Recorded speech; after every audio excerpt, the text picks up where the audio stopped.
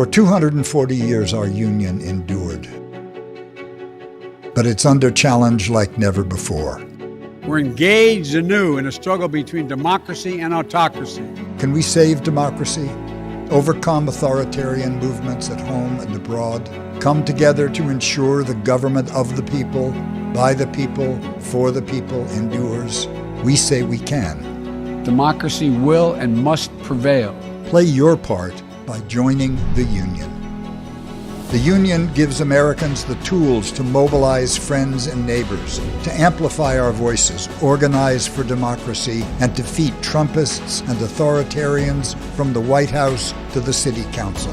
It matches the skills of volunteers and activists with campaigns and causes, work that must be done to protect democracy. Lincoln believed it was the sacred duty of every president to preserve the Union at all costs. We believe it's the sacred duty of every American. Now it's up to all of us, to we the people. Because together we will win. America will endure. The Union, all in.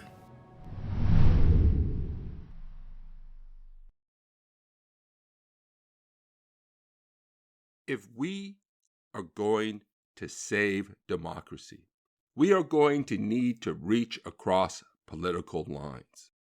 We will need the support of the vast majority of Americans should we have to overthrow a dictatorship. 50% of the vote may not even be enough to win elections in the future. We need to reach out to the center, whether we like it or not. Dom Jones is a minister and community activist who works with businesses and community leaders in Huntington Beach, California, and works to address the problem of homelessness and to advocate for youth and community services. As an African American woman in a conservative community, she organizes across political lines daily. As a minister, she seeks to bring communities together. Join us on April 3rd at 2 p.m. Pacific Time online. To register, go to tinyurl.com/organizeacrosslines. That's tinyurl.com/organizeacrosslines.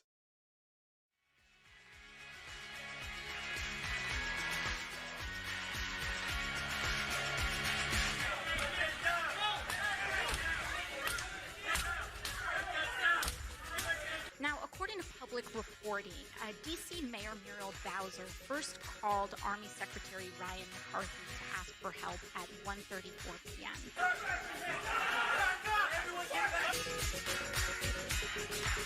It looks now like the Capitol Police... Yeah, Pete, let me break away from you a second because things are happening very quickly.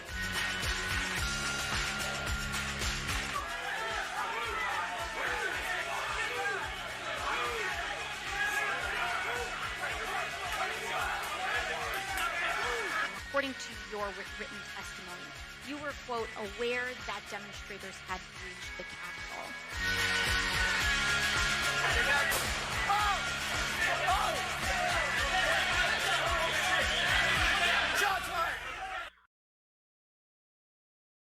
American democracy is under attack, and there's precious little time to save it. And many people still aren't focused on one of the greatest risks, and that's statehouses.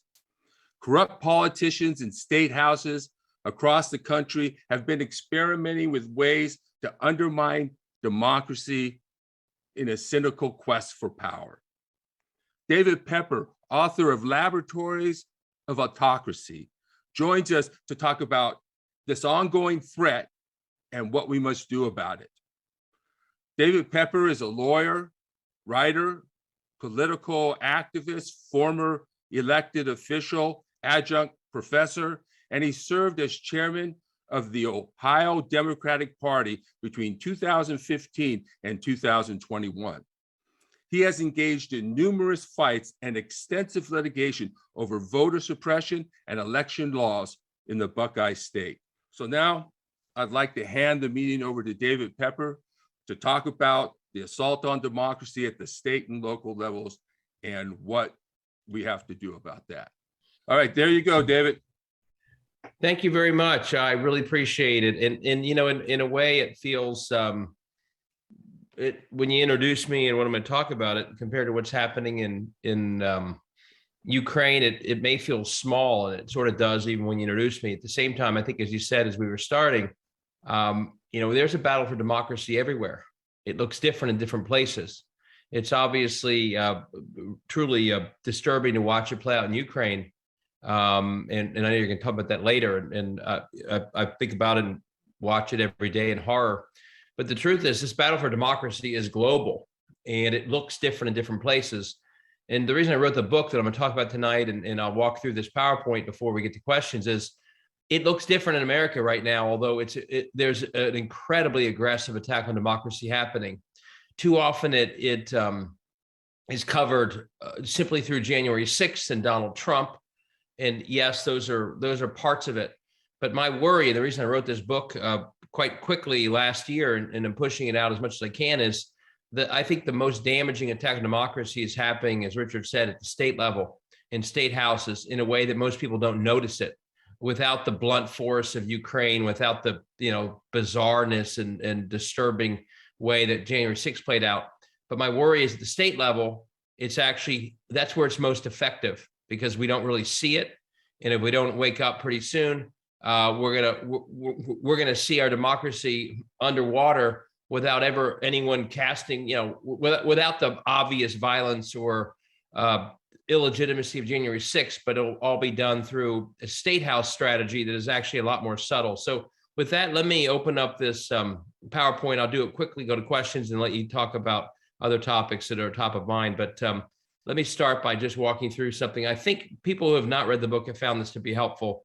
At some point, I'll also drop in some text messages you can send to a certain number if you want to get these slides, or if you want to get an introduction to the book itself, so you can dive more. Nothing I say tonight will replace actually reading the book itself, but this is a good sort of summary. So, relevant to the big picture of what we're seeing around the world, what would we all say?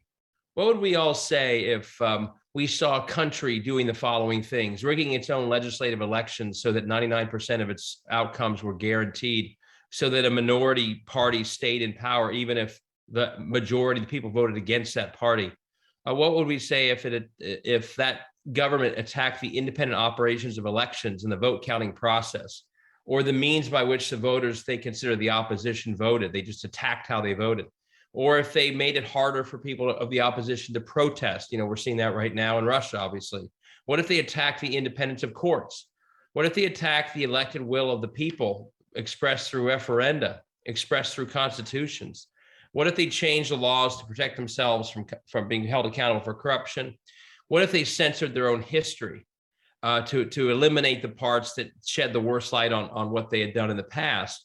I know you're thinking, this is something that we do see around the world. We've seen in Hungary. Obviously, Russia right now is an extreme example versus the mid-90s. And when we see this in other countries, we call it out. We've all been calling out the last couple of years what's happened in Hungary. It's falling away from democracy. Here's the problem, though. Everything I just described is happening in American state houses. Everything. Not just attacks on voting rights, which get attention, or some crazy right-wing laws, but a sequence of attacks on democracy itself in all these forms is not just happening in Hungary. It's not just happening in Russia. It's happening in state house after state house in this country.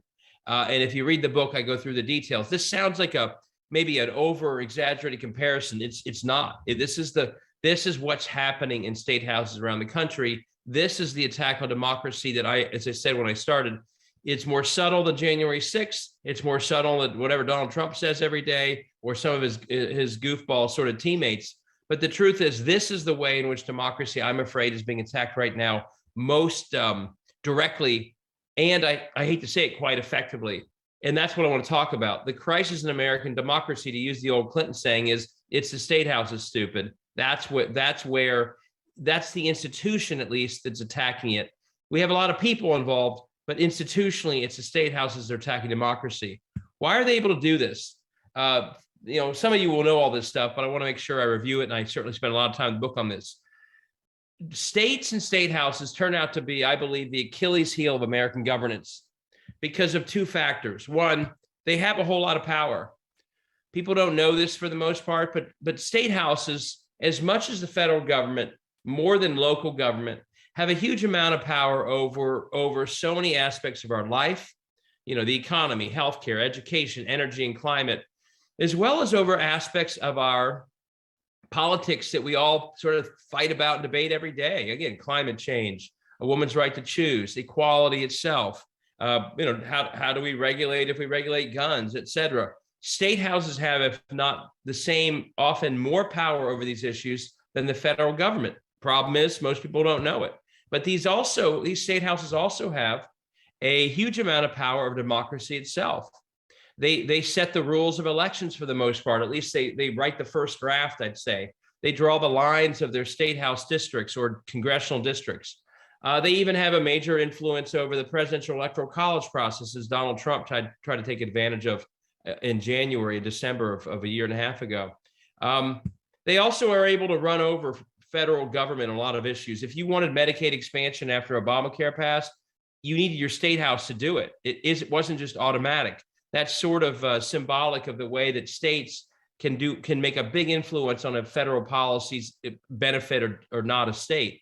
They also can run roughshod over governors, secretaries of state, attorneys general, depending on the issue. And they also can do the same over local government. So they have this huge amount of power. And you might say, well, why does that make them the Achilles heel? The Achilles heel aspect is that almost nobody knows it.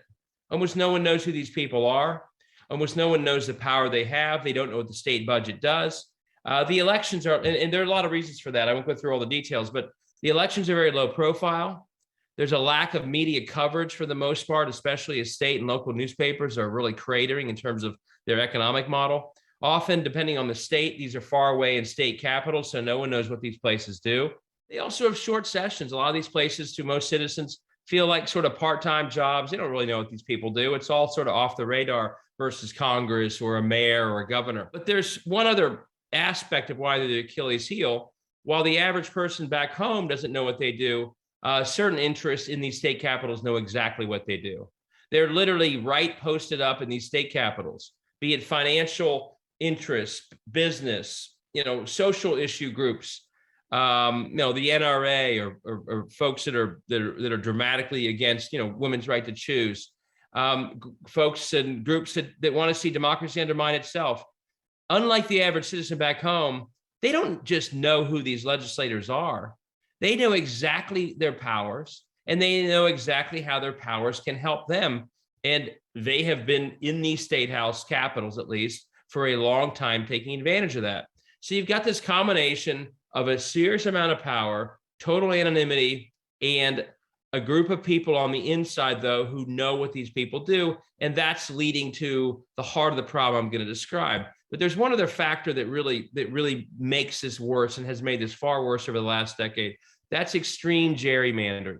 In 2011, all around the country, we were all celebrating Obama's victory in 9 and 10. Karl Rove and others focused on state houses, but we were still celebrating. And they won a lot of state houses, and they won control of offices that draw the district lines. And they went to work in 2011 drawing the most extreme districts in the history of our country. Here's how extreme they were in states that you all probably now think of as sort of red or toss-up that were pretty blue not very long ago. Ohio was blue, and we were the least blue of these four states. But when Obama won in 2008, he turned Ohio blue by 4 or 5 points. When he got reelected in 2012, he won again by about 4 points. The reason 8 and 12 are really good years to compare is because Obama won these two states by about the same amount of votes, percentage-wise. But you can see in the intervening year where they gerrymandered what an impact that made in terms of how these states were represented. In Ohio in 2008, Obama again won by about 5. Look at the congressional map. 10 Democrat, 8 Republican. Look at the state house map. 53 Democrat, 46 Republican. When Obama turned Ohio blue, guess what? Ohio was blue at all levels. That's sort of how it's supposed to work. Same story in Michigan, Pennsylvania, Wisconsin. 4 years later, under the new gerrymandered maps where they slice and dice these districts so that they cannot lose them, They took these Democratic places and basically rigged them to be Republican, even when Obama won by almost the same amount. So Ohio's 10-8 map became 12-4 Republican Democrat. That 12-4 stayed for the entire decade. The state house that had been a Democratic majority in Ohio became a supermajority Republican state house, even though it was the same blue Ohio both times. Michigan, Pennsylvania, Wisconsin, same story. Look at the Wisconsin story. Obama wins both times, I think close to double digits. That leads to a 60-39 map in Wisconsin in the state house in 2012. Completely rigged, even when the voters of Wisconsin were generally blue that year. Here's how bad it is, though, and it's worse than just that it's not reflecting the voting of the state. They figured out how to draw districts so that almost not a single person on their side in office in these state houses, and often in Congress, but especially state houses, has any sense of accountability back to the people. They don't ever worry about their elections. Look at this chart here. These are basically in Ohio, they gave themselves about 62 districts out of 99. But it's not just that they win 62, it's that they're almost guaranteed victory in all 62. These are blowouts, almost guaranteed. Look at 17 of those 62 seats, they averaged over a decade a 50-point win or more. The next level down, 21 seats, they averaged a 30-point victory or more, 65-35 or better. The next 12, 60-40. That means 50 seats or more out of 99, 50 seats over 10 years on average, averaged a 20-point victory or more. Total blowouts. And the next 12 seats are 10-point seats or more. They basically created for themselves, no exaggeration, an entire generation of people in power in these state houses with all the powers I described above, who to a person don't really worry about the next election. Remember that this generation of undemocratic office holders, I'll put it, that is the heart of the problem. Because as we're going to learn in a few slides, if there's no accountability, everything else goes off the rails awfully quickly. But there's one other slide I want to show you, just how people-proof their gerrymandering is.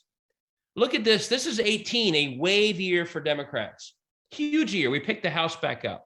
Look at all three of these, but especially look at Wisconsin, because there's maybe no state in the country that's had it worse than Wisconsin in terms of this gerrymandering. Look how decisively the voters of Wisconsin voted for a Democrat for the state house. 9 points they went for Democrats over Republicans in the state house when you add up the votes across the state. What did that 9-point victory translate into in terms of the state house? Look at that, a 64-36% breakdown in the state house of Wisconsin. A decisive majority voting Democrat becomes a decisive supermajority voting Republican. No exaggeration. That's a system that Vladimir Putin would stare at and say, wow, pretty good. Just like Trump calls him a genius, he'd look at Wisconsin and say, you're doing pretty well, guys. You're in the minority, but you would never know it. You control everything, even though the voters actually don't agree with you. This is what Orban is doing in Hungary. That's how warped the gerrymandering is. And as I explain in the book, and I do, again, I hope folks will take a look at the book because it goes through all this in a lot more detail than I can tonight. It turns out that almost everything we assume about the behavior of public officials in a world without democracy, which they've been living in for their entire careers, almost everything we assume and hope for from elected officials gets flipped and reversed. And the behavior that we assume emerges from, a robust democracy where you have to go to the voters every 2 or 4 years and explain what you've done so they reelect you. Everything we expect that's good from that system gets reversed in a world where they're guaranteed outcomes and no one knows who they are except for the insiders. Well, examples. Normally, when you go for reelection, I did this when I was in office, in a real democracy, you go to your voters and you say, hey, I improved things in our community. I lifted wages. I improved schools. I made investments in our infrastructure. I improved your health care. Well, and that's how you get reelected in a normal democracy. But in a world where you're guaranteed reelection, those outcomes no longer matter at all because they don't know who you are and they don't have a choice anyway. You're getting reelected no matter what. On the flip side, how do you get elected? The insiders who are watching Columbus, you want them to be happy with you because they're the ones who can get you the money to make sure you skate right through. And how does this work in the end? Those private interests generally are pushing for things that take public money and give it to them. And that's how you make them happy. So I put these two incentives together, the top two. perfect example. I go through the book. They have given hundreds of millions of dollars in the last generation to for-profit online charter schools, private schools. Some have been total scams.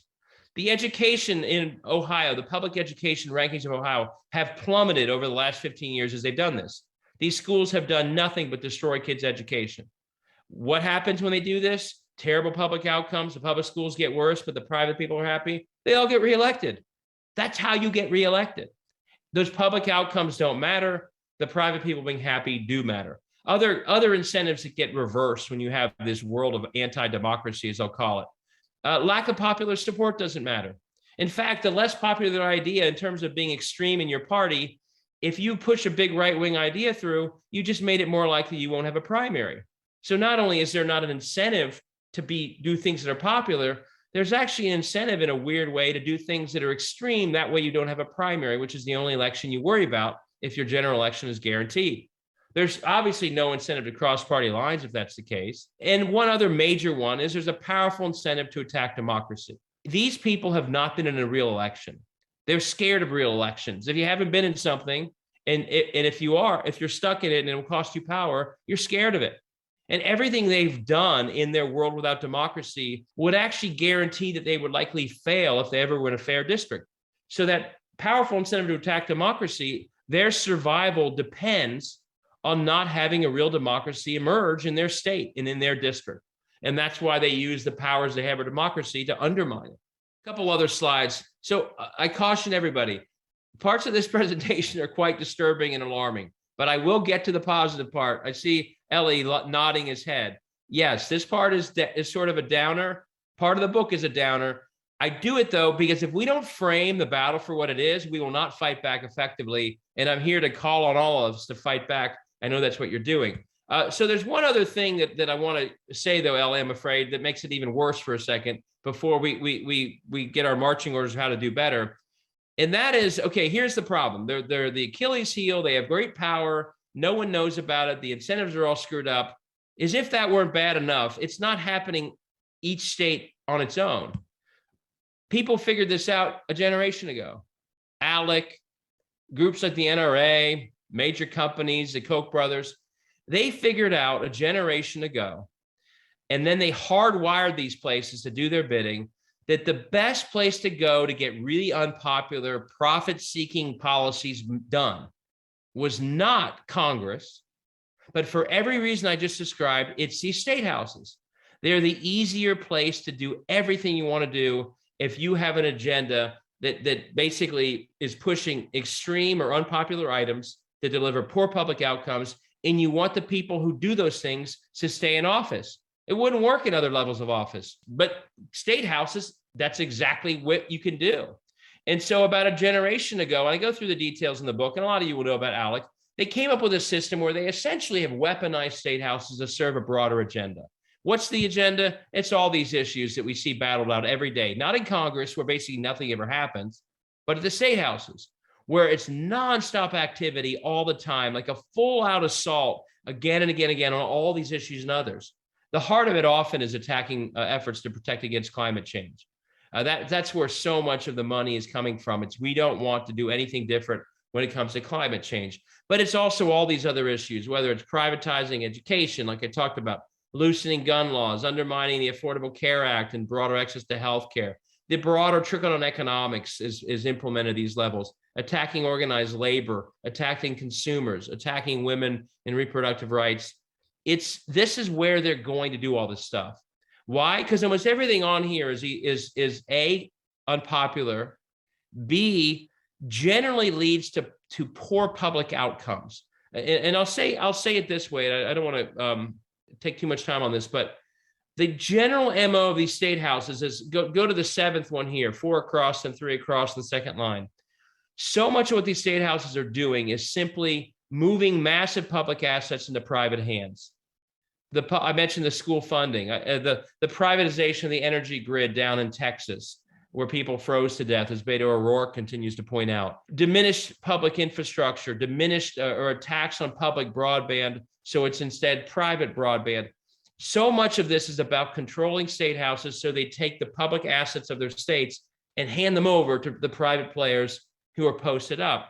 That's a lot of what's happening. But over a generation, I call the book Laboratories of Autocracy because these states are always learning from their activities. They're always getting better at it. What have they learned? Just like those incentives I mentioned earlier, they've learned, number one, these state houses will pass things no matter how unpopular.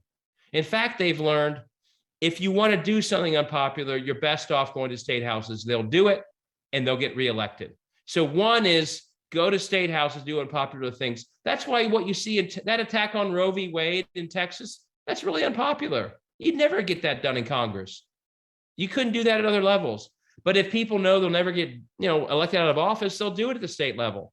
So all around the country, they have learned that they can pass really unpopular measures, and the people who pass them never worry about the next election. I go through examples of that in Ohio. They like secrecy, but mainly because the companies behind these groups don't want to be exposed for being part of them. It's not because the legislators care. They get reelected no matter what. They've also learned, number three, as I said earlier, legislators can overrun the statewide officials. Number four is what I call my book, the 80-20 rule. They are better off throwing 100 things forward at once. The media in these states is so short-handed. The advocacy groups are so up to their eyeballs in this stuff. The more you throw forward, the more gets through and no one knows it. Maybe one or two really controversial things create a headline or a protest rally outside the state house come budget time. But while everyone's focused on that issue, 10 other issues that never even got in that newspaper story pass. We see that over and over and over again. And what's worse is because there's no accountability, they could do the thing that didn't pass the next year or the year after that. Or number five, one other thing, these states are always learning from one another. So every single thing that passes in 4, other states, the next cycle will then pass it where they are. And if something got negative attention, so it failed, well, they're correct for it. And rewrite it, or let's say it gets struck down by court, they'll fix that, and all of a sudden they pass in other states. So this 4 and 5 work together. Throw as much forward as you can. Some of it gets attention. So what? If it fails, you still got 80% of the other things you wanted done. And number 5 is all these states are always learning from each other's successes and failures. And that's why it really is always accelerating. It's not simply a static thing. The more they do, the more they learn, they keep building. And that's why you're seeing what you're seeing right now. That's the next slide. But before I get to that, number 6, what they have learned, that's a very sobering thing for everybody who believes in politics. They have learned that politicians do not matter. They have learned that the politicians and the systems without democracy all behave the same way, on their side at least. If someone's term limited, if someone resigns in scandal, if someone runs for Congress, the next person up behaves the exact same way that they did. It doesn't really matter who the speaker was. They're all doing the same thing. We've seen this in Ohio again and again and again. What matters a lot more, and this is why the attacks on democracy matter, is this line at the bottom. Lack of democracy matters more than anything else. As long as the incentives are the screwed up incentives I mentioned earlier, all the politicians who are in these state houses are basically operating the same way, and it doesn't change. So they don't sit around like we do and wait for some exciting Obama-style charismatic candidate. They don't care about that. If they keep the incentives in place that all these politicians respond to in the same way, they get what they want. They don't care if the person's the most boring person in the world. They don't care if they can't put a speech together. That doesn't matter. If they're in the office in a gerrymandered district, they will do what the system's incentives predict they will do. And that's why it's really important to them, as much as anything else I just mentioned, to continue to hold democracy at bay in these states. Obama's coalition was a huge threat to them. So after 11, they immediately started trying to undermine that coalition in Ohio and other states. The coalition that led to those blue numbers I went through earlier, they didn't want that at any level, not just Obama, but State House, Congress. So they've been purging and using voter ID to make that coalition as weak as possible. They've attacked organized labor. Later on in the last decade, they began to undermine election outcomes. If a governor won in North Carolina or Michigan or Wisconsin, which they did, they immediately started attacking the power of that governor. It's as if they didn't win a fair election and didn't have the right to be governor. They even started late in the decade ignoring citizen-led initiatives. Florida passed a measure that changed the rules in Florida so that people with a felony record could vote again. The legislature simply ignored that. Missouri passed a measure for Medicaid expansion when the legislature wouldn't do it. The legislature simply didn't fund it. They basically have begun to not just attack statewide officials who win fair and square, even when they don't, they also are attacking citizen-led initiatives and the results that those initiatives should have created. More lessons they learned in these attacks on voting rights, they basically learned it all works. It's very effective. They also learned, it's kind of what we're seeing right now overseas. They're never held accountable, so they never stop. They never stop because they always win if they keep going. There's not enough accountability right now in our political system that any of them feel any negative outcome from being as extreme as they are. And until we change that, I worry they will keep going. So this is leading us into right now. This is why I wrote the book. It's exploding. It's faster than ever, not because of the big lie. This is an extension of the last decade. This is not new. This is not because of Trump. This began before Trump. It will keep going on after Trump is gone. It is a longer attack on democracy that's accelerating because they keep getting sort of more aggressive. They keep learning, and they control enough state houses they can just keep going, and they never have accountability. So it's starting to branch into other types. It's not just the voting rights attacks. It's not just gerrymandering, number 1 and 2. It's attacking elections officials. It's trying to change the way that we run elections. It's crazy laws like the one in Texas where they're encouraging people to sue to eliminate people's actual rights. They are legislating the big lie. That's not the cause of this. It's just one other symptom of how bad it's getting. When you see government officials literally legislate the big lie, that is getting into sort of 1984 type governing. That's where we are. And of course, censoring history, talk about a red flag. When you see Putin talk about, in false ways, Ukraine's history, you see the danger of government censoring history, and they're doing it right here in America. So this is sort of this isn't the beginning, but this is the extension, and it's accelerating quickly. So I'll get to the good stuff in a second, but I just want to close the most of the negative here with this fundamental comparison. And this is sort of maybe the most important slide of the whole presentation. We really essentially have two sides in America's battle over democracy. But the two sides are basically in a very different struggle, in a very different battle, because they see the battle differently. One side, and I think it's a side that's probably in this room, and Democrats and most people in America, we have viewed, because we are so proud and confident in our democracy, that democracy is intact and stable. So the game we play when we play politics is, okay, we have a level playing field, and our strategy is to go out and win elections by convincing people that we're right on the issues.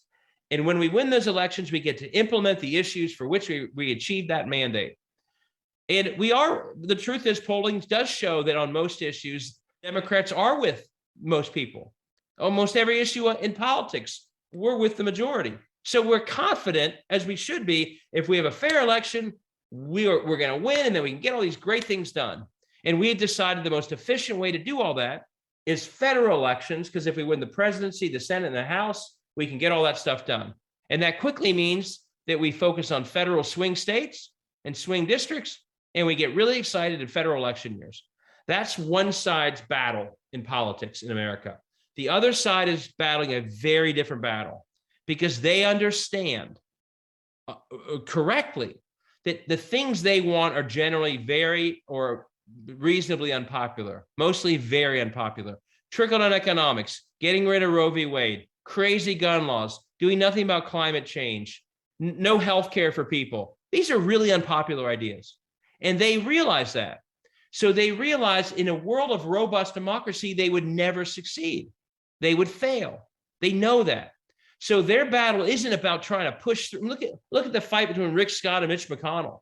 Mitch McConnell's like, don't even tell people what we're about, because he knows it's unpopular. Their battle is not about their ideas winning elections. Their battle is about subverting democracy, because only with a subverted democracy can their worldview be put into place on a long-term basis. It's not sustainable in a robust democracy. Almost everything they're pushing for is too unpopular. But once they made that their battle, guess what? They have a very different strategy. And their strategy is go to states, go to state houses. For all the reasons I presented above, that's where you control democracy. That's where you shape it. That's where you can undermine it. And by the way, in all those state houses, you can get done all the things I described on the issues they care about. So while one side is fighting a federal battle in swing states and federal years, the other side is battling in every state every single year to grab democracy itself. Now, I ask you, if you think about the battle that way, who's going to win? The side that's always on offense in every state versus a side who every couple of years focuses on a few swing states. It's pretty bleak, isn't it? And until we rethink our strategy to understand that that's what they're doing, we will not succeed. And so the end of my book, and I'll talk through the basics here, but not too much. The end of my book is all about reframing our battle to see it as a battle for democracy itself. Until we do that, we're playing a losing game. We're letting them be on offense. We're letting them undermine democracy, and we're not fighting back nearly hard enough when it comes to democracy itself. Just a couple examples of that. Once you think of this as a battle for democracy itself, then the Senate and the House have to step up right away and pass the voting rights measures that would protect democracy. I mean, it's insanity that the Senate isn't acting. And I really, obviously the Republicans aren't going to act. They're part of the other side. But to have any Democrat today say they can't pass voting rights legislation because of the filibuster, I tweeted this earlier, would be like Zelensky saying, I can't protect Ukraine until some of Putin's allies give me a thumbs up to do it. That's ridiculous. It's absurd. It's not even constitutional when you look at the history of our country. We need these guys to pass this stuff right away. This is not just about voting rights. This is about democracy itself. The filibuster is not a legitimate obstacle. And we should not. I saw Kamala Harris spoke today. They marched on the bridge in Selma. I'm glad they're doing that, but they cannot have one vote on these voting rights measures and walk away for the rest of the term.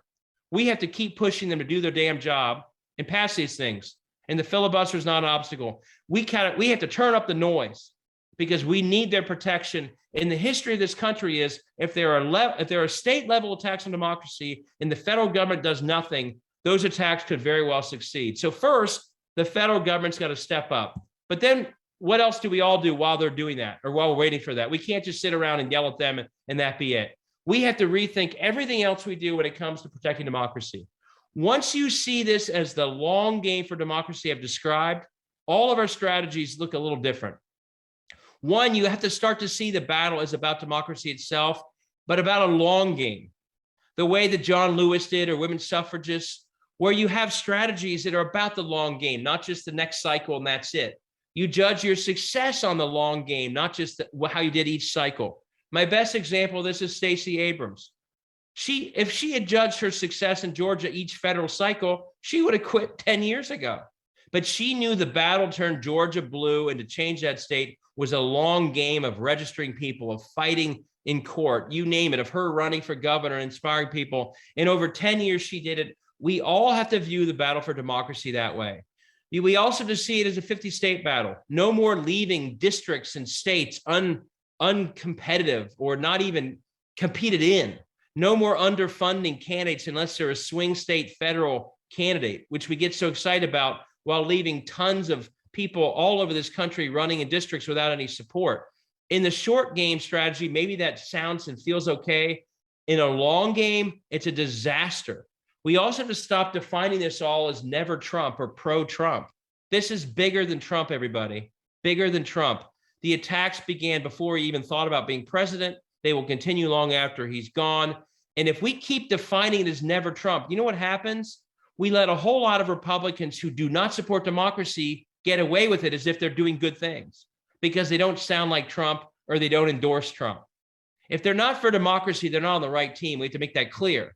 And we can't, I think a lot of people in 2020, when they heard the election was only about never Trump, voted against Trump, and they voted Republican the rest of the way because those Republicans didn't feel like Trump. Well, most of the Republicans they voted for are attacking democracy every day, and they voted for them. We have to define the teams in a new way. There's so many other things that we can do, and I'll just close with this and then go to Q&A. Every one of us can play a much bigger role than we believe we can play in fighting for democracy. And this is, if you can't be inspired by Ukrainians stepping up to protect their democracy, I don't know what would inspire you. I certainly am inspired. And it should make us all think about, there are people in Ukraine, making camouflage, making Molotov cocktails, you name it. We all have things that we know how to do here that are a lot easier than that we're not doing when it comes to protecting democracy. We all have footprints and circles of influence that we could be using to lift democracy, not just through groups and meetings like this, but through what we do every single day. And I'll give an example. Are you on the board of a homeless shelter? Do you volunteer at a homeless shelter or food bank? Is your homeless shelter registering every single person who shows up or every person who goes to that food bank? Or let's say you're the mayor of a town. Is that mayor putting every part of his public facing services to work for democracy? Registering everyone who comes to the health clinic or rec center, or making sure they know how to vote early. Every institution that we are part of, we need to figure out how do we make that a democracy serving institution.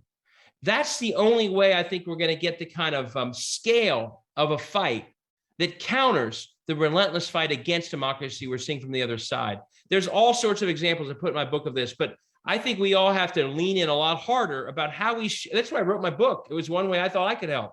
What can we all do every single day, not as a separate standalone thing, but as part of, if you run a restaurant, Sherrod Brown, for example, convinced McDonald's in Ohio when he was Secretary of State to have the voter registration form as part of the menu on every single McDonald's tray. Do you run a restaurant? You could do something like that.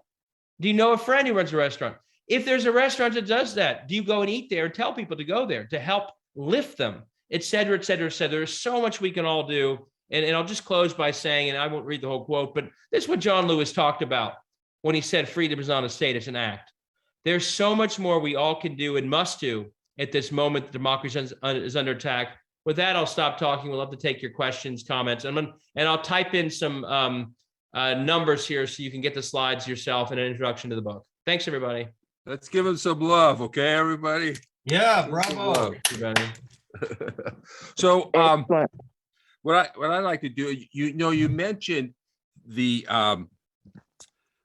democracy itself, and I've always sort of felt that for some reason people weren't fighting for democracy. Maybe they're doing election protection work, or they didn't. And a lot of people actually argue they didn't believe in democracy. And there is some risk when we tell people that the system is rigged. They may not want to vote, but still, when you say democracy itself, what do you mean? I mean our basic system that in the end, the majority will should be reflected in our governance at all levels, which is what the founders meant when they said create a republic, that is itself being assaulted in large part because people, as I said, understand that a robust democracy would not serve their interests. They wouldn't succeed. Now, I want to say a couple of things about your question, and maybe this changes with Ukraine. I hope so, but I would wait. I won't believe it till I see it.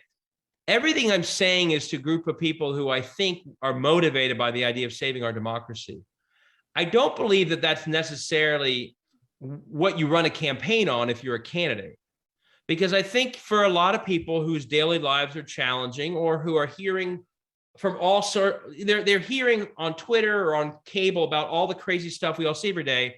Just saying democracy isn't going to win you the votes. In fact, Republicans right now, they think democracy is being attacked by Democrats.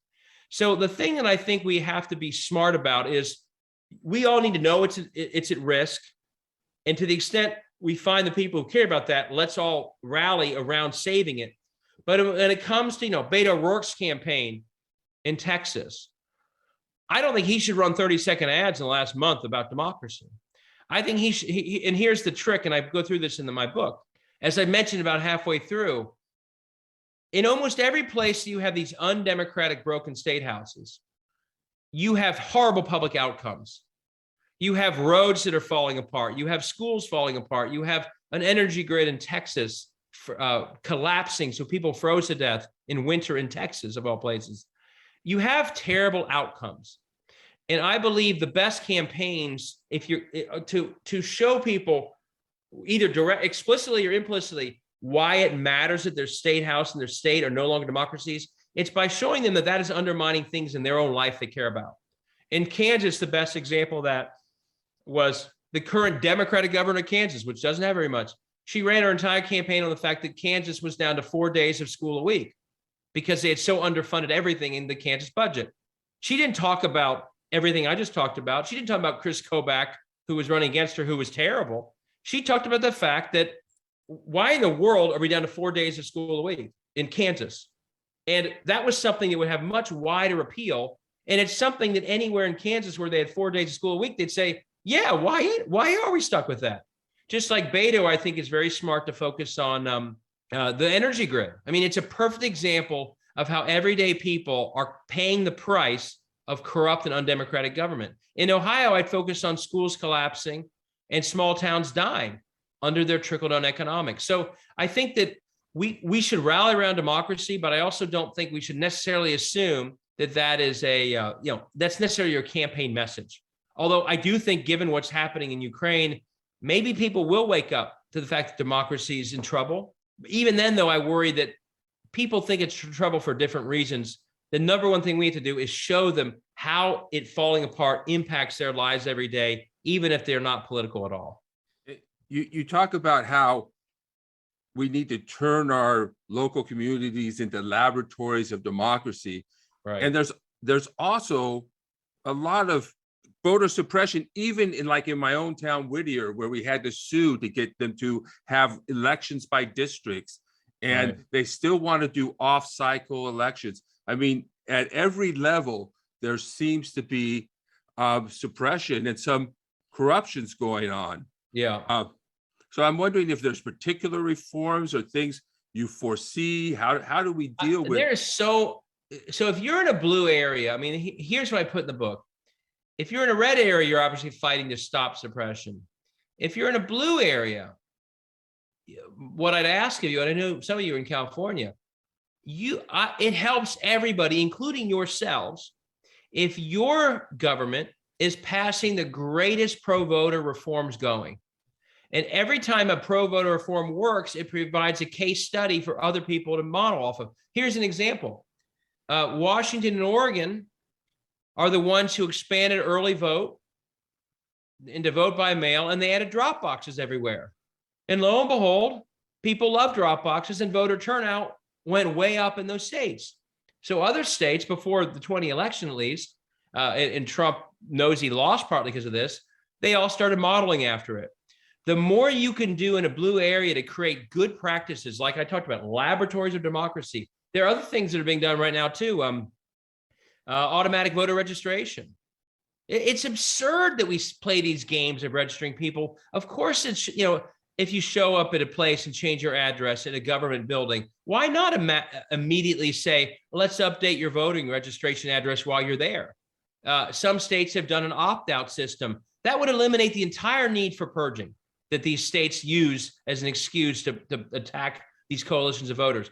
So states that have done automatic voter registration are helping other states. Now, they don't want to do it, but at least, and so in a blue state, don't just focus on red states, although we love your help. Focus on making sure that your states and your local communities are doing good things with voting that can be models everywhere else. And break it down to the local level. And I haven't done this yet because I've been running around just rolling out the book. Down the road, I want to find examples of a city government that is really leaning into empowering its voters. In a state like Ohio or Georgia, the voters of our large cities are the ones being attacked every day by purging and voter ID laws and other tricks that get them knocked off the rolls. And so every mayor of these cities should feel a responsibility to empower their constituents who are the ones being attacked. And I'd love to find examples of mayors, and I have some, but I want to really sort of formalize this and say, hey, every mayor in this country, do what the mayor of Cincinnati did, because he's registering people at every health clinic and rec center. He's set up a way that you know how to vote early. He's made it easy to get IDs for free if it's a voter ID problem. They all should be doing this. And I worry, and this isn't a criticism, too many of them just assume that's not part of their job. And I'd say it is central to your job, since it's your community that is being poorly represented because so many of your voters are being purged. So we need to come up with that. And you can do this through your podcast and in this group. We need to find what are the best models of success that others can mimic off of, and that's something I'll work on as soon as I sort of have a little time to work on it. All right, thank you. Okay, George Ripley, did you want to ask your question? Yes, please. I'll just bring up two institutions that I want to ask you about. The first is the Election Assistance Commission. You know, they have 2 representatives from every state that's supposed to report back to this federal commission. And theoretically, it follows the idea that the states are the laboratories of democracy. So these 2 representatives should be gleaning the best practices and bringing them to a central commission to elaborate and push forward across the country. So I'm very disappointed that the EAC doesn't seem to have any teeth in that. And I'd like to ask the other point too is, the model, the organizing model of, we know the resistance to fixing democracy because politicians really don't have an incentive to change the system that they're already winning. So then it falls to the people. The labor union model, the labor unions got political power when they created a united front around behind the Federation, the AFL, the American Federation of Labor. There's a new organization, or relatively new, it's about 5 years old, called the Declaration for American Democracy. And it seems to me that they're really trying to follow that model of creating the united front. And they've got 250 members of major national organizations. And I thought any insights you might have on them would be interesting. Yeah, no, I mean, there are groups that are, in your first one, I agree. I don't want to criticize. My guess is that EAC is working with the secretaries of state that are interested in being productive and does pass that stuff around. But if, my hope is that as they pass voting rights legislation, that they really beef that up. The problem, though, is that, again, that entire institution assumes that the Secretary of State and legislatures of these states actually want to help voters. And for the reasons I described, in many states, they just don't. Or at least they don't want to help the voters that they think would vote against them, which in Ohio means making it a lot harder for millions of people to vote. Some are better at hiding that than others, but that's the problem, is that EAC is almost assuming that's not the case, at least in a lot of these states. But I think that we need to come up with other ways to share these best practices. And we also have to think about how can we get, as I said earlier, below the official Secretary of State and boards of elections who are looking at those best practices. I know those officials in Ohio, they're trying to do that. But we need to say to every school board member, every library board member, every city council member, you too can lift democracy. And here's how you can make a difference with your voters that I think at this point, you have an obligation to lift. And you as a nonprofit and you as a small business, you all can do that. You all can lift it. So I think it goes beyond the EAC to something bigger. And there are a lot of organizations that are out there now doing what you mentioned, that coalition you talked about. My worry is, and this will sound, again, I wrote my book quickly. I didn't research every single angle that could be researched, but I don't think they're at the grassroots. I don't think they're at the level where it's really changing, who shows up. Do they get a free ID if they need one? Do they know how to register? If they were doing that, I would have seen it here. You'd see it in other places. So I think they're good, but they need to get deeper. But I also think, as I said, and again, my book is not going to be the thing that does it. The power of it will come when somehow individuals see the role they can play. In the same way Robert Kennedy said, a little ripple builds. And somehow we have to get everyone, and again, this is why I literally run around, do these every night, try and convince others to spread the word about my book or whatever else they can summarize about it. When everyone takes an individual responsibility on their shoulders to lift democracy in everything they do, that's when it becomes a scale that I think moves things. And we're just not there yet. And that's what we have to start doing. It's voting. It's subscribing to a local paper because they're the ones covering this stuff. And unless we subscribe to them, they're going to go away. It's making sure you do not leave any single state house district unchallenged. That is a gift. That is a gift to these gerrymandered state houses when 20 districts out of 99 don't even have a challenger. I mean, it's literally, couldn't be worse for the long game. I go through all those steps in my book, but we just need to have individual people take some ownership. And then obviously those institutions matter as well. But right now, to your point, whether it's EAC or some of the broader ones, there's some people doing good work. Most of them, I think, have a federal focus. And my worry is that's part of the problem. Yeah. That the Koch brothers know the democracy of our country is shaped in states. And most of the people who are fighting for it are off in DC and not back in these states. I mean, I literally begged reporters to come to states and cover the absurd gerrymandering process that's happening. It's very hard to convince them to cover any of it. I had one nice person, a producer, say, we're really interested in this state story. We'll come back when it's closer to the midterms. I said, they're gerrymandering it now. The midterms are being decided right now in some of these states. Coming for the midterms is too late. But it's really hard to get the attention of all these folks on where democracy is shaped. And again, that's a gift to the Koch brothers. They love and they know that there's no attention in states. They love that everything's about January 6th and Marjorie Taylor Greene and not the hundreds that are just like them in states. So we have to figure out how to get those kinds of organizations and the media to focus on state level stuff as much as federal. Thanks for your great question. I hope you're encouraged to think that the movement for electoral reform is growing by leaps and bounds in the last several years. It is, I agree. And by the way, I'm all about other types of reforms too. So the only reason that we have a chance of ending gerrymandering in Ohio, and it's a fight right now if you're watching this, is because we push for reforms through constitutional amendments. Our legislators wouldn't have done anything, but we gathered signatures for 2 different constitutional amendments, and they each passed with more than 70% of the vote. So I think going right to the people on a lot of these issues is the better strategy, because most of the things that we're talking about, if framed the right way, can be quite popular. So yeah, I'm all about sort of grassroots. And Michigan has an independent commission for redistricting. Why? Totally independent groups put that together, and it also passed decisively. So I think we should be pushing these reforms at the grassroots level. And I think again and again, some will lose. I've seen them lose here, but it's the best way to break up the monopoly that these legislatures have. See, Susan, you ready? Yeah, I have 2 questions. One was about newspapers, local newspapers. Yeah, that's the biggest difficulty in the United States.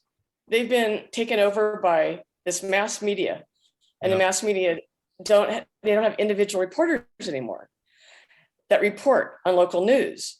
So like I live in Redlands, California, and we lost, along with Orange County and Long Beach, our neighborhood newspaper. This conglomerate bought it, LA News Group. So, and they're very right-winged. So we have our own, though. We kind of have some smart people in town. They created their own newspaper that actually, does go into, issues. But that's what Biden was talking about. He's trying to urge people to bring back their newspapers. I think he's even actually giving money for that, because that's part of our democracy. But we lost them through corporations. Most cities in the United States do not have a city newspaper anymore. That's a really big issue. Yeah, no, I go through that in the book. I mean, there are now in a lot of states an average of about three reporters per state house. The reason the Koch brothers like these state houses and ALEC is because they know they can do some of the craziest things. Almost none of it gets covered. If they do 10 crazy things, maybe 2 of them get covered. And it's so the big cities, a lot of the big cities still have newspapers, but the small towns especially either have been bought out, like you said, or they're just gone. And so the focus on the individual state house member is largely gone. Another thing that's happened, as you've described, there are no more ed boards. There are no more columnists.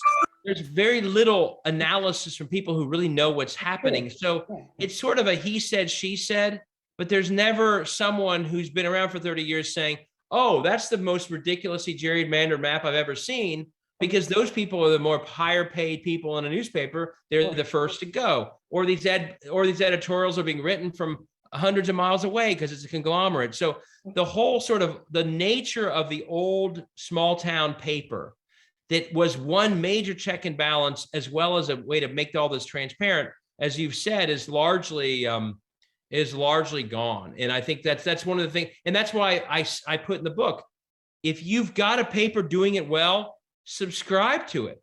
Also, there are some nonprofit journalism outfits that are popping up all over the country. There's some major funders that are helping them do that.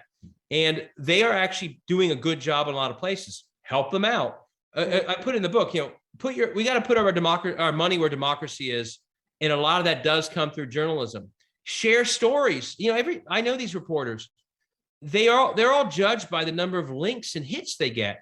So if there's a State House story, share it. Don't just share the sports column or something else, which everyone shares. Look into this stuff, because if we want the part of democracy, if we want the parts of democracy that are healthy to be lifted, we have to bring more incentive to those happening. And a lot of that comes around local papers. Someone asked for my email address. I'm going to put my email address up here. If you've got a group that you want me to speak to or something, I'm happy to do it. If you email me here, but yeah, maybe, I'm just thinking maybe the University of Redlands would be interested. They're really interested in things like that. I'd love to do that. And also Citizens United. That's another, why can't we get that amended? I mean, I'll just say we are, people. One of the tragedies of 2016 isn't just that Trump beat Clinton, but that we would have had a Supreme Court that would have struck down gerrymandering and struck down and changed Citizens United. And I hate to say it, we're now stuck with that for a long time. Now, the one thing I'd say is, and this gets back to sort of my the positives in my book, Citizens United becomes less relevant in the gerrymandered part of our politics because most of these elections are predetermined anyway. 98% of these elections are predetermined in these states.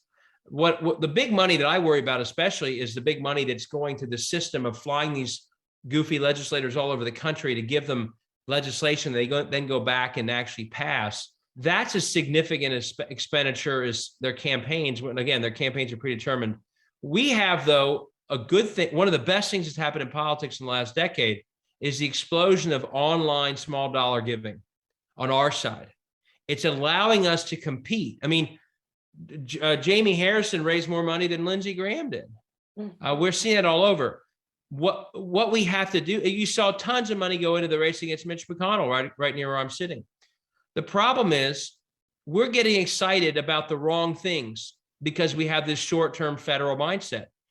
If we need to take our energy for federal races and spread the love to democracy in states, and we need to have as much of our small dollar giving go to helping candidates in a much broader way.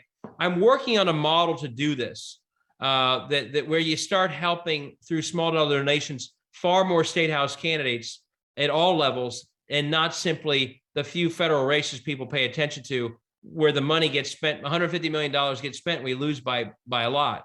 We have to spread that money around, and that's the best way that we can battle. I'm going to respond to this question here. That's the best way we can battle Citizens United, but we have to be a lot smarter in how we get excited about where we put our money. Okay, Karen, come on in.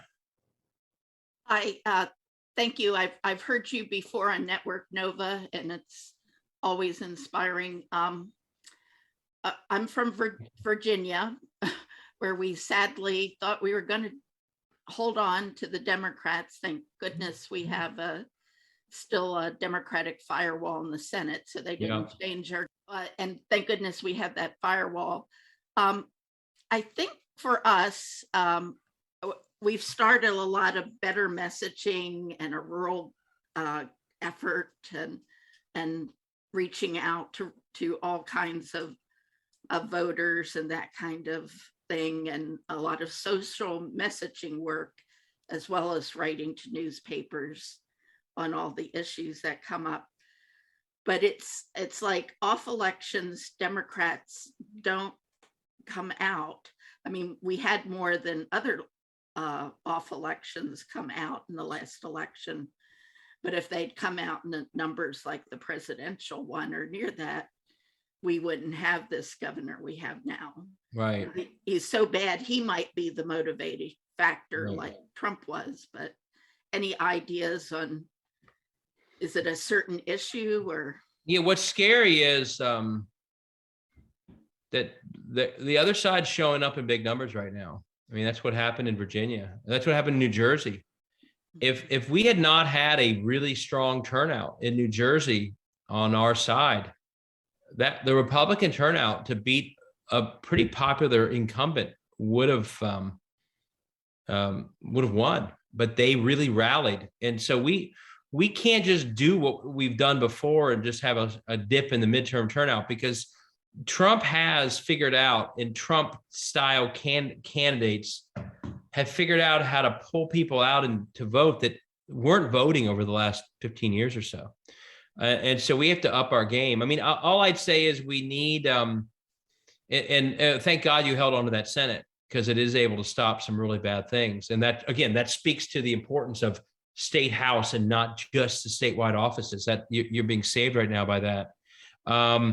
We just, I just don't, there's a lot of ways to do it, but we literally create a framework where we say to, we without saying it directly, almost, but sometimes even directly, we leave the impression with all of our voters that it's the federal years that really matter.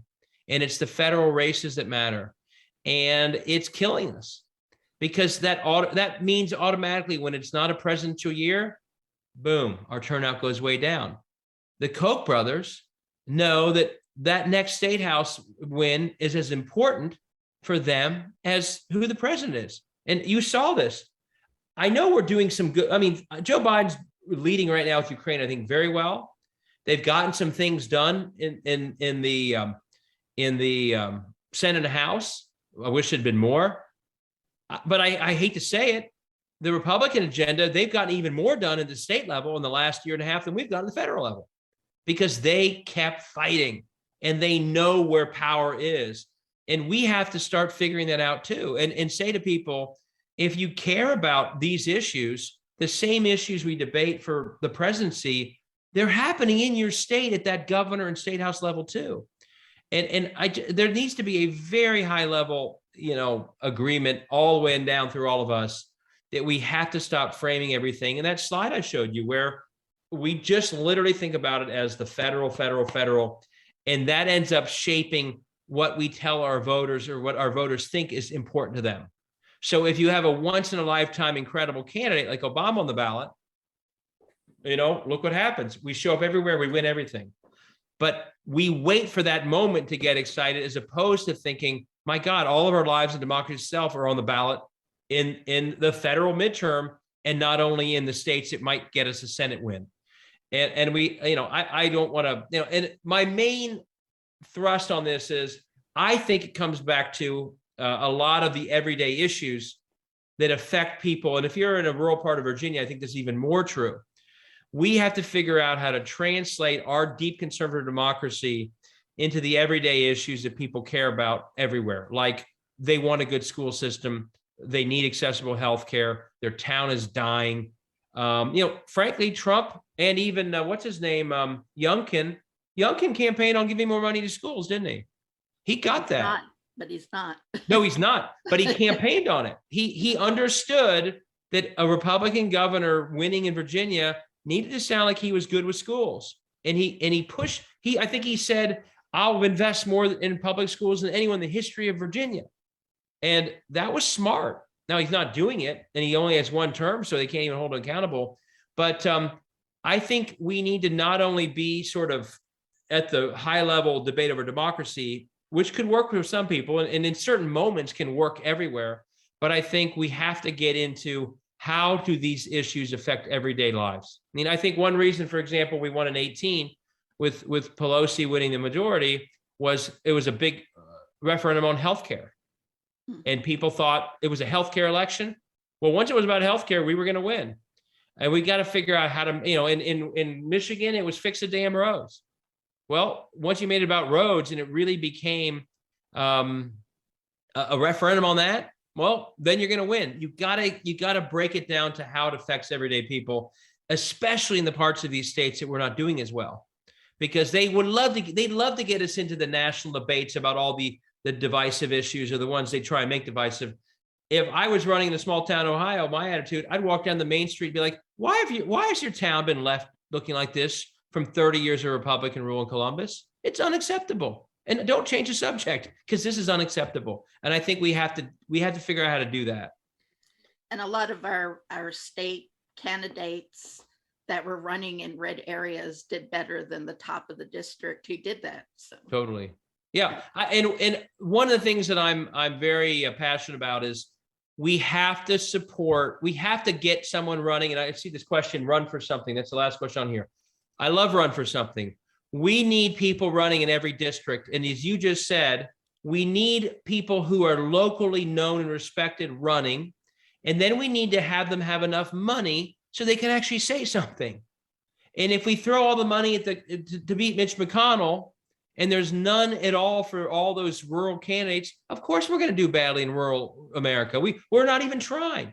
And so one thing, and I'm going to put this up here if people are interested in this, there's a model in Missouri where they figured out a way to get people to give small dollar donations to an organization that then gives it to every single candidate running for the State House of Missouri. So each of them has enough money to actually have mailers, maybe digital ads, other things, to actually carry that message, as you just said, to finish above where the state level candidate even finishes, because they're known. I want to expand that model to other states. I want to bring it to Ohio, because we can't simply focus. Of course, we need to focus on the swing districts. But if 40 of the districts literally have no candidate at all, or one that's so underfunded they might as well not be running, we're killing ourselves. We're not even basically existing in those places. And that's got to end if we're going to have any chance of doing well in tough states. Maybe you don't need that in some states, but you're not going to win Ohio or Virginia or Pennsylvania over time, let alone winning back states like Missouri. No, I mean text. Oh, what I put? Yeah, that's what I put. Text the words every district to the number. To the number 33777. Thank you, Jeffrey. Yeah, I'll say it again. So I want to try and come up with a way to get enough excitement about helping everybody as we get to beat Mitch McConnell in a race that Mitch McConnell's not going to lose. And I worry until we do that, we're just not really fighting. We're not almost a national party if we're not doing that. And if every state house matters for democracy, we're giving up too many by not doing that. So one of the things that I've been sort of concerned about is the global collapse of democracy. I believe we need to fight for democracy both locally, nationally, and globally. And one of the things is that the Economist Democracy Index has downgraded the United States from a full democracy to a flawed democracy after 2020. And we're ranked 25th among the world's democracies. And The Economist magazine has recently reported that for the first time in a long time, I guess, because this was since they've been reporting it, more than half the world's population lives under authoritarian regimes. So how do these global trends and Ukraine, would you support a no-fly zone in Ukraine to help us defend that democracy? Are you asking me that? Yeah. The first one, we're going in the wrong direction, and as a globe, as human beings, we're clearly going the wrong direction overall with democracy. And Carol just wrote this. It's so tied. I mean, the most extreme version, we all see it right now, is this oligarchy model in Russia. But that's not all that different from what I've described here, where we have certain large interests like the Koch brothers who know that their world will not survive in a real democracy, so they don't want it. And I would say that we have to keep doing what we're doing around the world. But if we don't start at home, like we have nothing to talk about anywhere else. And some of the very people talk. I mean, Joe Manchin said today, and I don't mean to pick on a fellow Democrat, but my God, he said on Meet the Press today to Chuck Todd, we got to really prioritize saving democracy around the world. And I tweeted, by the way, follow me on Twitter if you want to see a guy who's pretty active. I said, Senator, you're the one who crushed the effort to save democracy in our own country 1 month ago.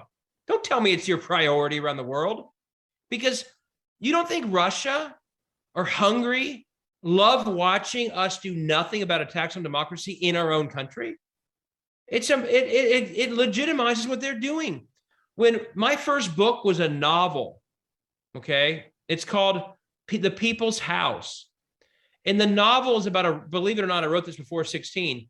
The novel is about a Russian oligarch who looks at gerrymandering in America and says, you have the most corrupt system I've ever seen. And guess what? He's right. We don't do very well telling other countries how to be a good democracy if we have every legislative district in our country rigged from the outset. So we don't, and by the way, Russia, in Russia, China, they will say to themselves and their fellow autocracies, why are we letting a country lecture to us that has so many flaws in their own democracy? So the first thing we need to do to save democracy everywhere is to clean up our own house and to start acting like we care about democracy at home, which is why when Manchin said that, I thought, you just can't say those words. You cannot hold out that we are a model for anything if you are allowing people to be stuck in line for hours, not getting water, if our turnout rates are below most of these countries because of all sorts of reasons, if most elections are predetermined by clear rigging of elections through gerrymandering. So we have to perfect it here. And then I do think we need to be more aggressive at protecting it elsewhere. I don't want to claim to be a foreign affair. I mean, I did, by the way, in the strangest part of my life, I did work in Russia for the first 3 years out of college. And not to name drop, but I actually met with Putin numerous times. He was the vice mayor of the city of St. Petersburg, and my job was to try and provide technical assistance to St. Petersburg back in 1993 to 1996. So I did a foreign affairs type work a long time ago. Yeah, Manchin said the government would protect people's freedom to vote. I mean, that is absurd, and his head's in the sand. But I do worry that you do the no-fly zone and you risk massive war, and you also risk letting Putin tell his people what he wants to tell them, which is we're the ones being attacked by the West as opposed to we're attacking Ukraine. I've been reading a lot about this. Most of the damage being done in this shelling and these war crimes is not coming from air. It's not coming from airplanes overhead. It's coming from shelling from guns, which a no-fly zone wouldn't protect.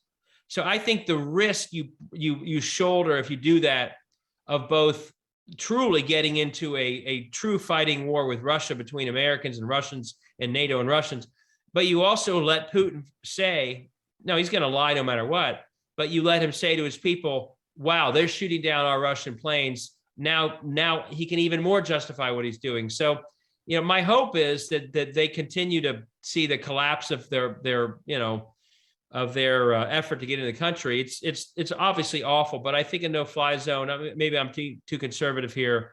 I think we need to make him feel accountable in every way, but I think that's adding more risk than I think we should be taking on right now. And I do want to say, I've admired how Joe Biden's approached this. I think he's been very smart, getting all the allies together.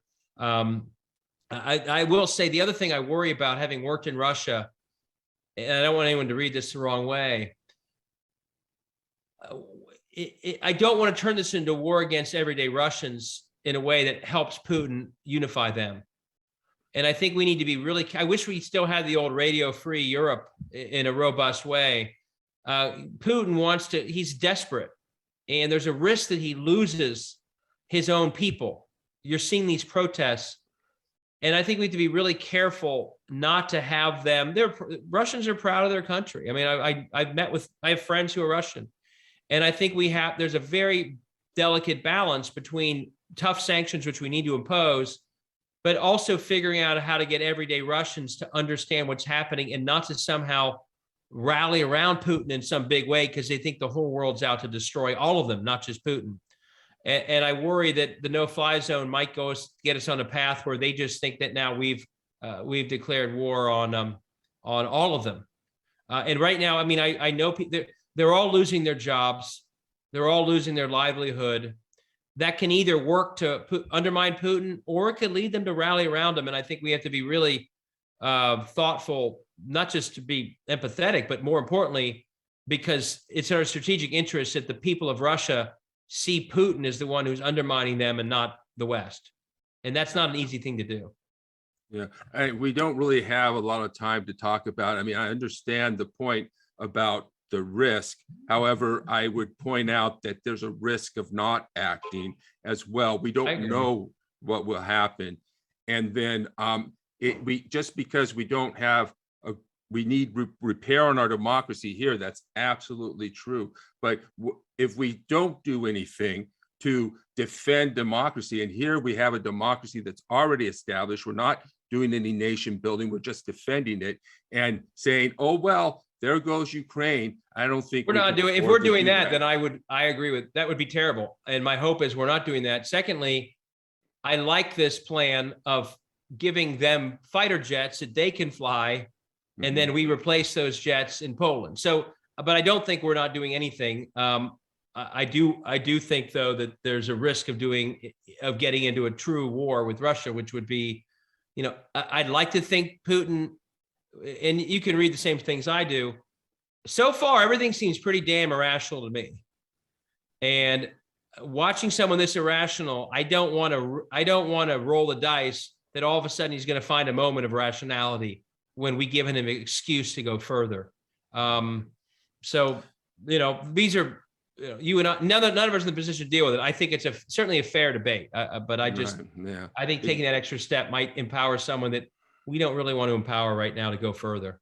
Yeah, I wouldn't want to do anything more than we have to, but at the same time, I wouldn't want to use this threat of fear or this idea that we don't have a democracy, fully functioning democracy here, to operate as a reason not to defend democracy elsewhere. And let me say bigger picture. There is a lesson here, regardless of how that's settled. And I couldn't agree more. We have been bullied around the world and in this country by those who don't want democracy. And they never face accountability, ever. That's why these state houses keep going. That's why Trump keeps going. And we have to stop getting bullied. And I think your response right now is Putin is bullying. The problem is he has a nuclear weapon to bully with, but most others don't. And we need to, you know, if they don't bring charges against Donald Trump, I will be appalled. He does it because he's never held accountable. These state houses do it because they're never held accountable. And we have to stop letting these people do what they're doing without accountability. And that's why we should be running in every district and be aggressive about it. And that's why if someone crosses the line to illegality, whether it be Trump or some state official, we need to go right after that and stop letting them just keep going. And Putin is sort of the case study that if you let someone be a bully for 20 years, then in that 20th year, he's still going. And I think that that's the same lesson could be learned. These state houses will keep going and going and going until somebody says, no, no more. You broke the law. You districted unconstitutionally. You did this. We're running against you. We're going to throw everything we've got at you in a campaign. Enough, enough, enough. We have to stand up. And 20 years of not being tough enough is why we're where we are on all this stuff, on Trump too. All right. Thank you, David. I see you, Marlene, if you want to come in. One question. Okay. Do you think Putin will go through Belarus and then on to try to go through Lithuania to get to Leningrad. Leningrad. Yeah, Kaliningrad. I mean, on the Baltic. I mean, what's happening so far, I think, is so painful. And by the way, I saw the little post. It's wonderful that Anonymous is running footage on Russian TV. I love seeing that they were doing that. My hope is this has been such a bad offensive. I mean, it's horrible for Ukraine, but I think I don't know if they're telling Putin, but this has clearly been a disaster for Putin. And my hope is if he had that kind of aim originally to just keep going. And I think if Ukraine had been a cakewalk and no one had really rallied and Biden had united all these people to do these sanctions, like I said, no accountability means people just keep going and keep going and keep going. That's what we're learning. We've learned it again and again.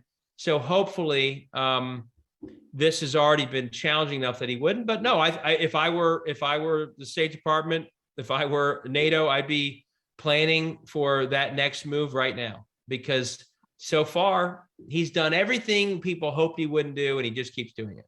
I mean, think about 3-4 months ago, the talk was, oh, is this just a ruse to get something? Is he going to just peel off a little bit of the eastern part of Ukraine? He's going for the whole country. So he's never really shied from doing the most extreme thing, the thing that we don't expect. And so, yeah, I think that should be something that is being planned for and looked out for.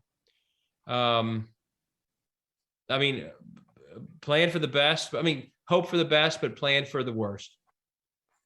And if we end up in that situation, would he feel more emboldened to threaten with nuclear weapons, whether it's NATO or not? And how would we respond? How would NATO respond?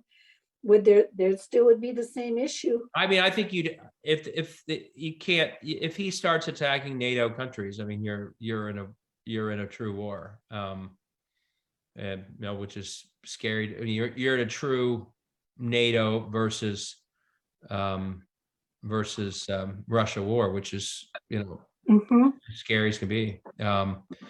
It's very disturbing, and one side of us says, well, why don't the Russian people rally and get rid of him? And that's a fair thing to talk. Why can't they revolt against him? And at the same time, look at the behavior for 4 years when Trump was president here. He brought us dangerously close to all sorts of scenarios, and all the Republicans went along with it. So the scary thing about nations is powerful people, even in our own country, are able to convince other people who may know better to not do anything to stop them. And if it was hard for Lindsey Graham and Rob Portman to stand up to Donald Trump when he wasn't threatening them with death or whatever, it is. I couldn't admire more. And these St. Petersburg citizens, I mean, if you knew what they went through in World War II and the siege of Leningrad, they've been through hell that we don't even know. And they're still doing it, going out there, getting arrested. But standing up, put it this way, standing up to Putin in a mass way is a lot harder than standing up to Trump. And we saw people all around this country fall on their face because they were afraid to stand up to Donald Trump. So I hope that the Russians stand up and say, you're not going to do this. He is destroying 30 years of economic progress they've had since the early 1990s. He is destroying it. And my hope is that Russians do rally and say, we know this is you and not NATO. But when you look at how much we struggle to deal with Trump, a 4-year crime spree, think of that 10 times harder to deal with Putin when he's got the government locked down and violent in the way that he does. It's a very scary time. Okay. Thank you, Marlene. I just want to get to Selena because she hasn't asked the question yet. Okay. So go ahead and unmute yourself, Selena. Wait, you unmuted me. Oh, is that you, Jeffrey? Yeah. We'll get to you next, okay? All right. And then I'll jump up after these two. Okay. Okay, can you hear me? Yep. Yes. So my question is this, I have always had a problem with the lack of accountability when we see something that's wrong in politics. And I guess my question is the big fear of the lack of accountability because the repercussions that come with calling people who are not held accountable out, or people doing illegal things or things like that. Is that the big one, the repercussions that come with it? Or am I missing something else? No, I don't think it's the repercussions. They don't care about being called out. If you go back to that slide I showed you, they are in positions that they can never lose, even if everybody calls them out. The way it is, the fact that again, it's Donald Trump, I believe, for January 6th and a lot of other things, has broken the law. It's the putting in the intense effort it takes to hold people accountable when they break the law, running against them really hard if they've done extreme things. In Ohio, for example, this is, and I may do this down the road if I can figure out how to do it. There's a law in Ohio called misconduct in office. If you don't affirmatively do a duty that you have under the law to do as an office holder, you can be removed if people gather signatures and there's a trial showing that you committed misconduct in office. My guess is a lot of states have that law. No one ever does it. And right now, I can show you how the current people drawing the district lines in Ohio have broken the law in numerous ways again and again and again. But generally, no one takes the time or puts in the money they need to actually say, we're not just going to get the law you pass struck. These people don't care if the law they pass is struck down. It doesn't affect their own next election. We need to figure out how can they feel accountable in a court of law or in an election for the actions they take. And I think what happens is too often the work it takes to bring real accountability is too much work or too much money or too much time, and people move on. I love the folks who try. I don't think it worked, but there was a group in North Carolina who was saying about Madison Cawthorn, hey, you were part of an insurrection. You can't run again. That's accountability. And so it's getting to the point where you say to them, you personally are going to regret what you did because we're going to run hard against you in your district, or you crossed a law and we're going to enforce that law. Donald Trump has spent his whole life never having these laws enforced against him. So he keeps doing it. Whether it's New York State or Georgia. I mean, by the way, if I believe that Louis DeJoy broke multiple state laws around this country because it's a violation of state law to interfere with the delivery of ballots by mail. Well, that's what they were doing when they slowed down the mail. If I were a prosecutor in a state, I'd be looking into that case right now. Hey, you violated Ohio law. You're a felon in Ohio. Why? Because you purposely interfered with the mail in the middle of an election, and we know why. And I'd be doing discovery on all of that. That's it. Just, people just aren't bringing, they don't see it as the fight that it is. And they don't see that it's a lack of accountability that's letting one side get away with everything. And the other side just keeps playing by the same rules and losing ground because of it. So I think it's sort of the stamina to see it through. Because Donald Trump, people have called him names for years. He only is threatened when there's accountability. And that's true of all these. They don't care. If they're in a district that they don't think they can lose, call them a name. They don't care. Go gather signatures to get them removed from office. They might care. That's what we have to start thinking about. Easier said than done. But that's the kind of step that we have to take. And what do we do normally? We challenge the law they pass, and we go to court. And if it's struck down, we say we won. They don't care that it was struck down. The taxpayers paid to defend the law, and they're going to run for re-election. It doesn't matter. We have to go after their own path in office, and that's what doesn't end up happening enough. Okay. All right, Jeffrey, ask your question. So with all that said, do you think it would be a bad idea if the Russian military attempted a decapitation strike against Vladimir Putin and as many members of his oligarchy friends as possible? I mean, I don't want to play Lindsey Graham here. When you start saying all that Lindsey Graham tweeted, that's when they start thinking about what to do to our officials. I think that my hope is that senior leadership in Russia sits down with Vladimir Putin and somehow, one way or another, convinces him that they need to stop. I'll leave it at that. I don't want to get into suggesting more, but whether it be the oligarchs or senior leaders around him, just like we wanted them to do with Trump, and I wish they had done more. Don't resign, because when you resign, then the person who replaces you is probably a lackey. But do, convince your leader that this is terrible and to stop, and then everything else can flow from that. I will say, people also, though, should be held accountable for the war crimes that are happening. We cannot, there have been many, many lines crossed already. And, this makes everything I just described harder, but there's no way to move back to what things were like a month ago. There's no way. What's happening now is so bad and so criminal and so appalling. I mean, the young family today that was killed in one of the bombs that went off. I mean, there's no way to put this back in the bottle. And I think it would be a mistake if you even tried to, because again, then there's no accountability for just something that's been as offensive as can be and worse.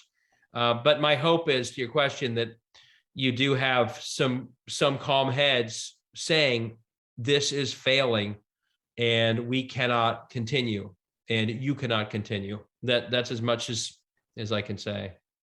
All right, so I want to go over some actions really quick with you, so hang on. But first, let's show David Pepper some love for being here. Thanks, everybody. Really enjoyed the conversation. With all that that you said, I think you should have ran for president.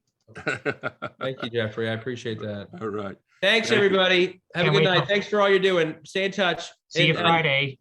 Okay, take care, everybody. Bye-bye. Yep, we'll be in touch. Okay. So couple things.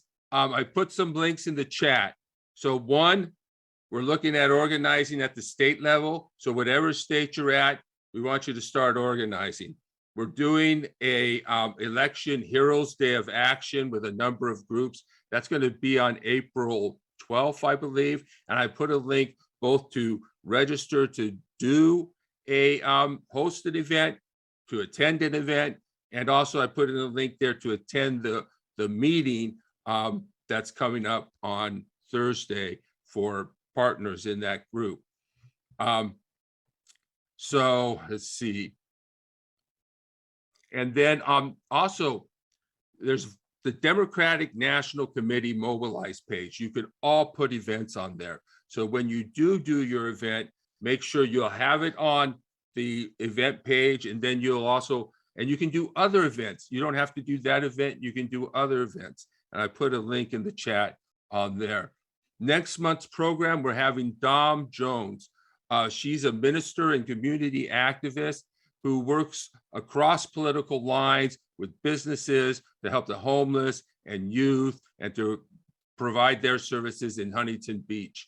So she's going to address a number of questions about unity across political lines, the effects of race, and other questions. So look out for that next month. And let's see. And if you do your event, feel free to use our Truth and Democracy name. If you call your senators, demand voting rights, call your representatives, demand, if you think a no-fly zone is what needs to happen, let them know that. And of course, there's a lot of opportunities out there to volunteer for candidates as the election is coming up. So that's just some of the activities that we're trying to do here. So I'll keep you informed with emails. Do you guys have any questions, any final comments? All right. Thank you, everybody, for coming.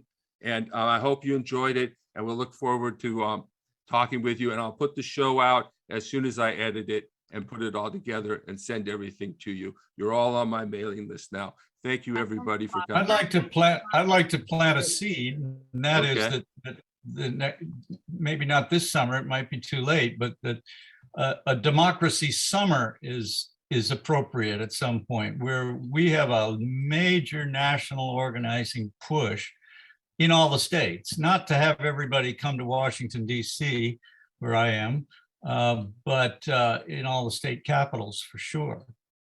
Okay, let's work on that together, Democracy George. summer, yeah. Yeah, let's work on that. We'll plan that. Okay, great. And who's the next person that's coming? Dom Jones. She's an activist. And we also have another event coming. We have, what is it? Ranked choice voting, the benefits of ranked choice voting. And we also have identity politics with a philosopher from Georgetown University on the same day, May 1st. Go ahead, David. You have something to say? Yeah, I just, I'm asking, and you can, whenever there's a way to inform me. I'm an at-risk person for in-person stuff.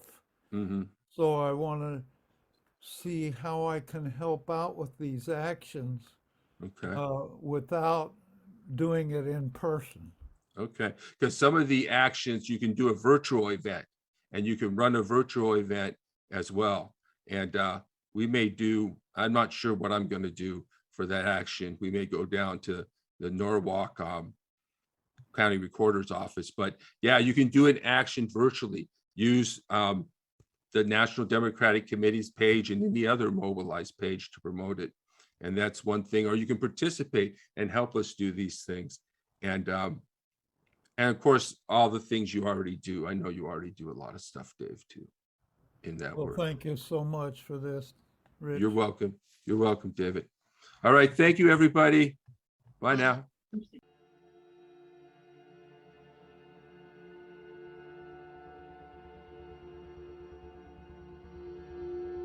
He's a guy who's very savvy. I know him very well.